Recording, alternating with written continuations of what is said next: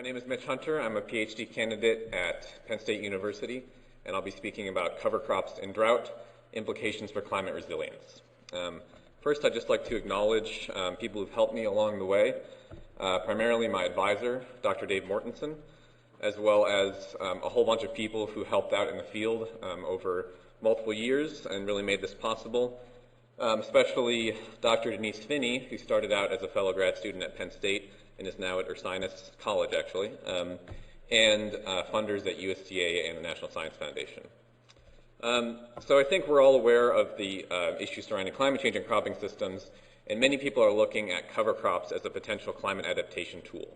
And one way that we know that cover crops can be beneficial is through protecting the soil in the face of extreme rainfall events.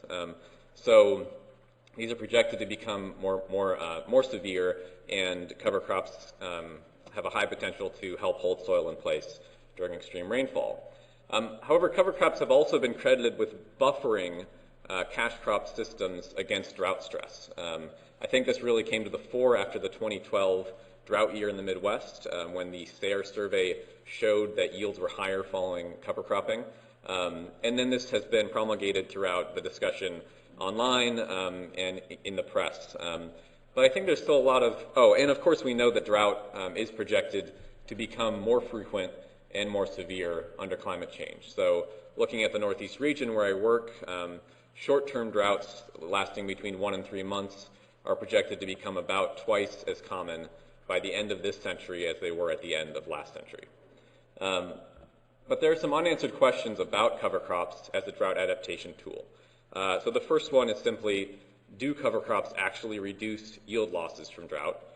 And if they do, which cover crop species or cover crop traits are most effective at doing that? And then finally, can the benefits of cover cropping for drought adaptation be seen in the short term or only after multiple years of cover cropping? So to think about this, I started to think about the ways that cover crops could either ameliorate or exacerbate drought stress. So in the short term, cover crops can transpire soil water in the spring. This is especially a concern in western, drier areas of the United States. Cover crops can also mineralize or immobilize nutrients that will affect the growth of the cash crop under drought. They can reduce evaporation and runoff, especially when mulches are conserved on the soil surface. And finally, cover crops can capture snow over the winter, which can increase snowmelt in the spring and water availability in the spring. In the longer term, cover crops have the potential to increase soil water holding capacity. And we heard a really interesting talk in this session earlier today from Dan Kane looking at the ability of cover crops to increase soil organic carbon. They also can help improve soil structure. So we might be able to store more soil water following cover cropping in the long term. And we also might increase the soil infiltration rate and therefore be capturing more water as well. Today I'll only be talking about the first two short-term effects, spring transpiration and nutrient dynamics, given the nature of my field experiment. So the hypotheses that I'll be looking at today are first that cover crop transpiration reduces plant available water and increases maize drought stress unless spring rains recharge the soil profile. So given that I'm working in a humid region, Pennsylvania, we thought it was quite likely that spring rains would be sufficient to recharge the profile, although we recognize that that is not the case everywhere, so we thought we'd look at that as well. And then the second larger hypothesis is that low carbon to nitrogen ratio cover crops will decrease drought stress, while high carbon to nitrogen ratio cover crops will increase drought stress. And I want to walk through the mechanisms behind this kind of one by one. So first, very simply, low carbon to nitrogen ratio cover crops will mineralize nitrogen in the soil. So here we see kind of representing a clover cover crop and high levels of soil nitrogen at corn planting. And then in contrast, high carbon to nitrogen ratio cover crops such as grasses, for instance cereal rye, will immobilize nitrogen in the soil. So there'll be less nitrogen availability for the growing corn. Second, we hypothesize that nitrogen limitation will then be exacerbated by soil water limitation. So here we see a high carbon to nitrogen ratio cover crop with limited nitrogen for the following maize crop, and yet this plant is relatively healthy. in contrast to, looks like my figure is a little bit off right here, but in contrast to a maize crop or a maize plant growing under drought conditions, which I'm signifying with a little graphic of a rainout shelter covering that maize plant, which if you could see the graphic, you would see it's shorter and also less green, so that nitrogen limitation from the cover crop is being exacerbated by soil water limitation. Third, we see that high nitrogen, we hypothesize that high nitrogen supply will increase canopy size and therefore radiation capture. And so on the left, following a clover cover crop, for instance, we see a larger canopy, and on the right, again, the figure is missing, but you see a smaller canopy following a high carbon to nitrogen ratio cover crop. So you're going to see a difference in radiation capture, which of course is important for plant growth. And then finally, based on findings in the literature, we also expect that high nitrogen supply will increase gas exchange under water stress. So gas exchange or photosynthesis, stomatal conductance have been shown to be higher for high nitrogen status plants than for low nitrogen status plants. And it's no surprise or no secret that adding nitrogen to a cropping system is going to give you a better response, give you more yield, especially a system that with a high nitrogen demand or where nitrogen is limiting. So simply showing better yields following a nitrogen supplying cover crop doesn't tell us a lot about the ability of that cover crop to really buffer against the drought stress. So I wanted to think through some potential responses to nitrogen that will help us think about whether we're seeing a buffering response. And so what I'm showing here is just the response of maize grown under ambient conditions to nitrogen status. And of course, at a higher nitrogen status, you get more yield, more leaf area index, that sort of thing. And so one potential response under the shelter, under drought conditions, would be no response, in which case the water stress would be operating as a complete limiting factor. But it's probably more likely that we would see some kind of co-limitation, where under drought conditions, the maize is still able to respond to nitrogen, it just doesn't respond as strongly as under ambient conditions where there's ample water. And then finally, we might see a buffering response, where the addition or the increase in nitrogen status actually makes up for some of the water stress, and the high nitrogen status maize that's experiencing drought actually performs pretty similar to the maize grown under ambient conditions. So I'll come back to these different potential responses later on as we're looking at some of the results. We tested these hypotheses using rainout shelters that we designed and built and placed in the field. You can see that as we placed them in the field when the corn was young, they were on 5-foot legs, and then as the corn grew, we raised them up to having 10-foot legs. And in each case, next to the rainout shelters, we had an ambient plot that we used for comparison. We did this in the maize following 5 different cover crop treatments. So a tilled fallow, a red clover, cereal rye, forage radish, and then a 3-species mixture that included red clover, cereal rye, and also Austrian winter pea. And that was designed to optimize nitrogen management preceding a maize crop. We also did this in the context of an organic dairy feed rotation with a randomized complete block design where we grew maize silage, soybean, and winter wheat with cover crops following the maize and following the wheat. And today I'll be entirely focusing on the phase following the cover crops following wheat going into maize silage. This is also a full tillage system given that it is organic, and we applied 45 micrograms per hectare of manure, which may seem, at cover crop termination, which may seem like a large or a high rate of manure, but in fact this was only really enough to meet the maize crop's phosphorus demand, and so it might have been a little short on nitrogen. The field layout was that we had this large distributed field experiment and we placed the shelters within it, and as I said, next to each shelter there was an ambient plot. So as you go into the bulk corn, each of these subplots, the shelter and the ambient plots, covered 4 rows of corn. They were each about 3 meters by 3 meters.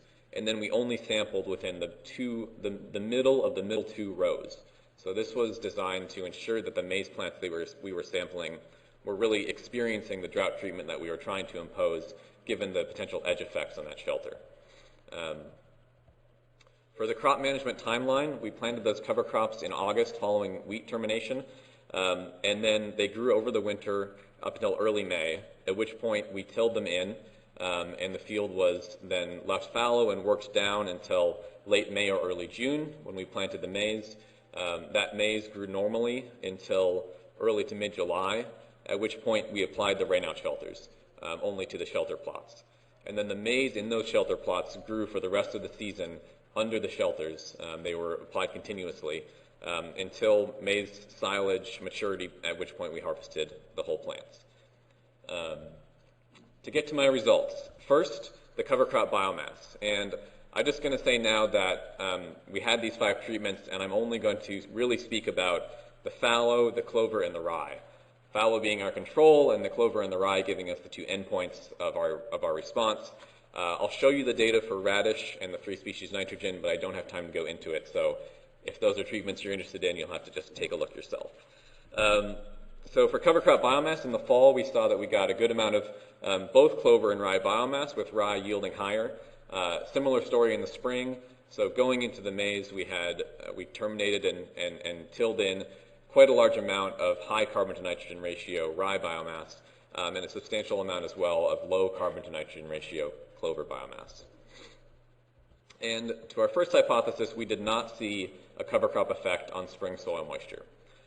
So looking at volumetric water content at 20 centimeter depth, there's no difference between the fallow and any or all of the cover crop treatments in either year, and we attribute this to the occurrence of regular spring rains that just replenished the water that was transpired by the cover crops. Moving now into the maize phase of the system, I just want to let you know that the shelters were effective at reducing soil volumetric water content. So we have 2014 and 2015, starting at the 40 centimeter depth, you can see that the soils were drier under the shelter treatments than in the ambient conditions. And the same response was seen at the 20 centimeter and 10 centimeter depths. And we can see at those higher depths much more responsiveness to the rain events that occurred throughout the season in the ambient plots, but not in the shelters. So to our first mechanistic hypothesis about the effects of nitrogen dynamics on maize response to drought, we did see that cover crop residues created large differences in soil nitrogen. So following termination and manure application, inorganic nitrogen leapt up in the soil and was highest under the clover treatment, intermediate for the fallow treatment, and lowest for the rye. And the same pattern was seen, and in fact even more strongly, in 2015. So we were setting up this gradient of nitrogen availability. For the second hypothesis, we did see that water limitation exacerbated nitrogen limitation. So to walk through this, the fallow and clover plots were similar as far as leaf greenness. So this was taken with a Minolta SPAD meter, which measures the greenness of the leaf as a proxy for chlorophyll content and for nitrogen status. However, the rye treatment was significantly lower in the ambient conditions. And then when we layer on the effects of the shelters, we can see that water limitation reduced leaf greenness and nitrogen status even further. Going on to the next hypothesis, looking at cover crop end supply and radiation capture, I'm going to be using a measure known as leaf area duration. So it's essentially the area under the curve of the leaf area index measurement over time. And what we did see is that nitrogen supply did enhance radiation capture as measured by leaf area duration. So clover was a bit higher than fallow, rye was substantially lower. These are in the ambient conditions.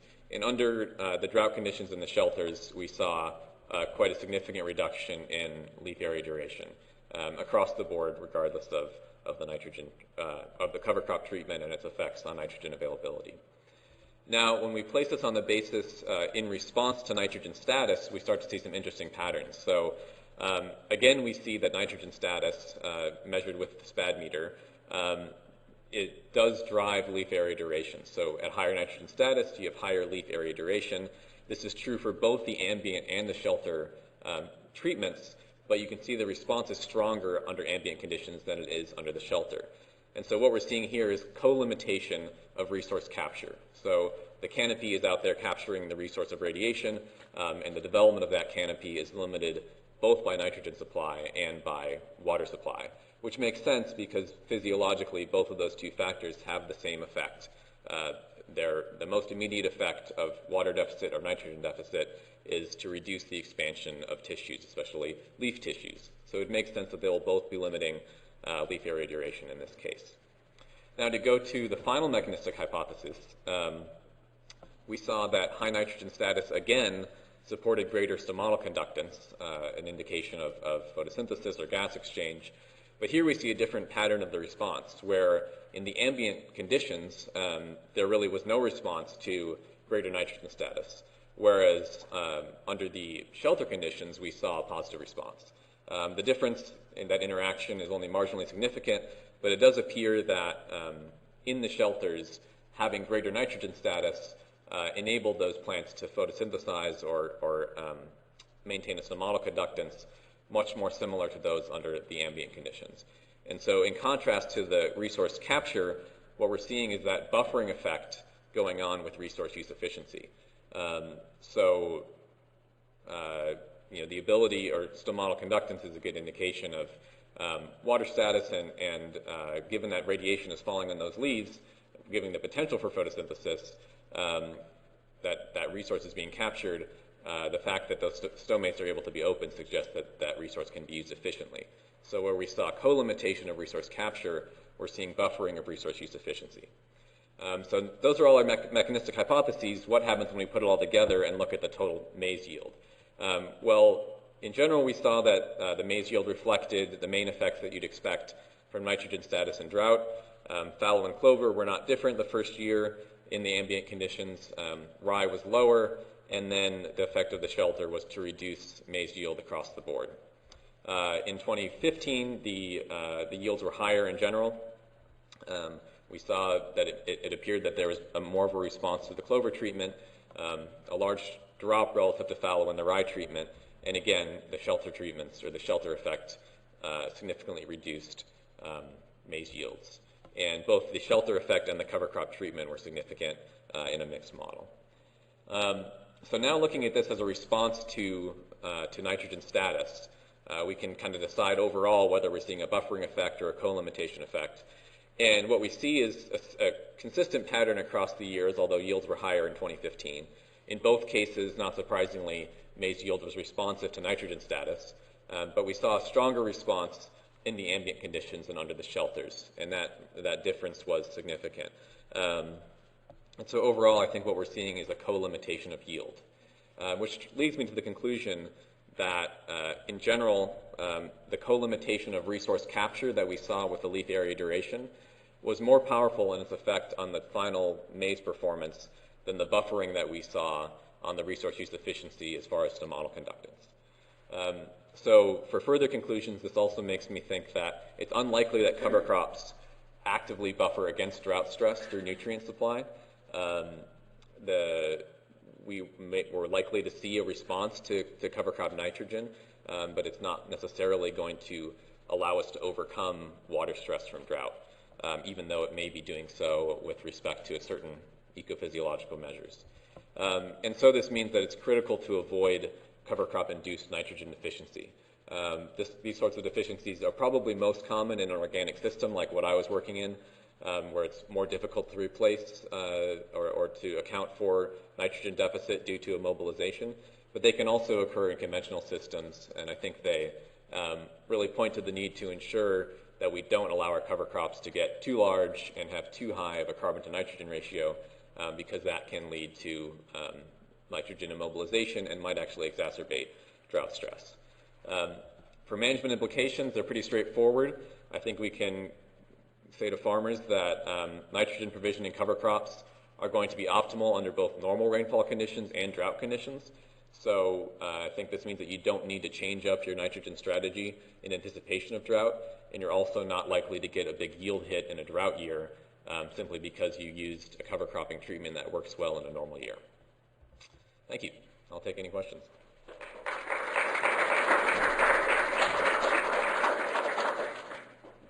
Questions for Mitch? Yes. Don't you think that the shelter might create the microclimate as far as air temperature, soil temperature, that is different from the ambient conditions? Yes, that's always a risk with these kinds of experiments, and we did this basically on a shoestring, so we weren't able to use the nice automated roofs that extend and retract based on precipitation. But we did measure some of those microclimate factors that you mentioned, and We didn't see any differences in canopy temperature, and we also saw a relatively minor reduction in radiation from the greenhouse plastic that was on the roofs. The one thing that did show some differences was pre-dawn canopy temperature was slightly higher in the shelters. I don't doubt that there was some effect from those microclimate changes, but I think these results are very consistent with more straightforward, water and nitrogen responses that have been studied using irrigation and mineral fertilizers. So I think the responses that we're seeing are probably mostly due to the cover crop treatments and the drought treatment. Yeah. So what are your thoughts on how that differs from mineral fertilizer? Can you repeat the question? Yeah, the question is, how might these responses differ from mineral fertilizer? Your question being, could you mitigate your drought stress problems in a drought by saving the water and soil profile and applying mineral nitrogen instead, making sure that the end status is good and that it kind of help your crop get through the drought? Right.